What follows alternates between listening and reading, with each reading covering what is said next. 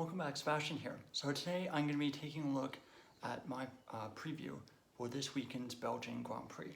So just first taking a look at last year's result. So of course it was Verstappen having with an extremely dominant win from 14th on the grid, obviously charging his way through the field and leading the race from very early on. Perez finished second, and then Sainz, after starting on pole, finished third.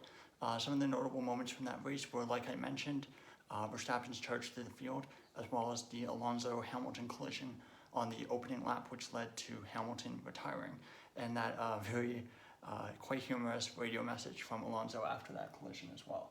So taking a look at the tires for this weekend, we have the hard C2, medium C3, and soft C4, which are of course the three middle tires in Pirelli's range. Usually Spa is a one-stopper. Of course, that might not be the case this weekend, but looking at the schedule, of course, this weekend is a sprint weekend, so very different schedule. FP1, 1:30 p.m. local time, qualifying 5 p.m. On Friday, and then Saturday, sprint qualifying at noon, and then sprint race from 4:30 p.m. Of course, the main Grand Prix on Sunday at 3 p.m. local time. So very busy weekend. Of course, there'll be Formula 2 and Formula 3 on as well, so tons and tons of racing. Based on the weather forecast, though, it looks like it may be wet, which I know will give many fans flashbacks to 2021. So we'll see what the weather's like. Based on the quantities, like based on the forecast I was looking, it doesn't look like the absolute amount of rain doesn't look like a lot, but knowing Formula 1, it's really hard to tell. And historically in that region, rain can be very difficult to predict. I think after what happened in the Freca race in July, I do think that race control will be very cautious if it does indeed rain. So let's just take a look at the circuit.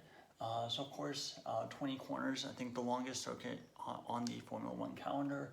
And of course, there's some very good places to overtake, even though overtaking can be pretty difficult.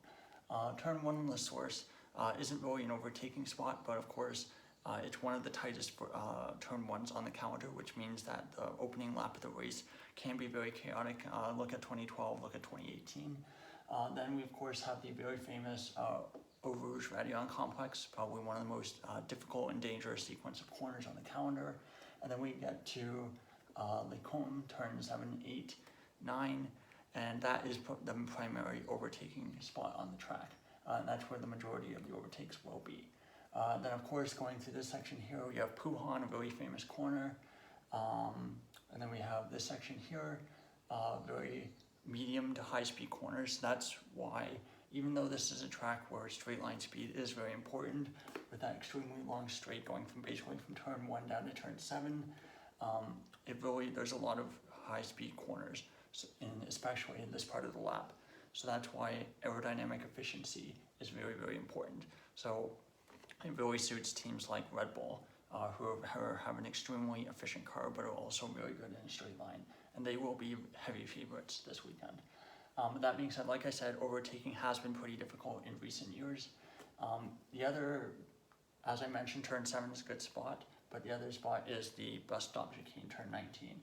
So have a nice, very long run up from basically turn 16 to turn 19, which is flat out in a modern Formula 1 car, and that's your other third opportunity.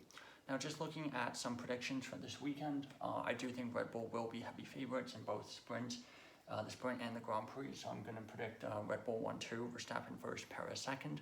Of course, if it's wet and there's rain, that could change things. Perez might struggle a bit more in the rain, and it might throw up a bit more of a surprise. And you might see a driver like Hamilton getting on the podium.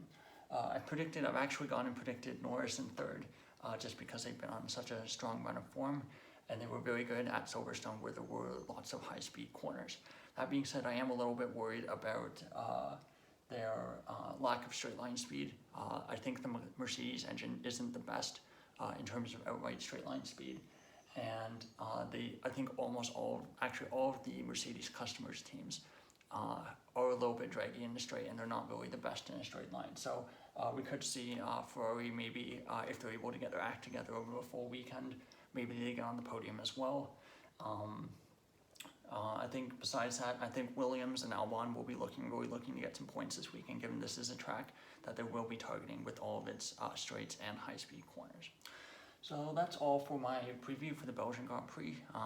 Should be a fairly exciting weekend. It is a very interesting track. That being said, the races in the last couple of years either haven't happened, looking at U2021, or have been a bit of a snooze. So we'll see how it goes, and of course I'll be reporting all the action this weekend. Thank you so much for watching, and goodbye.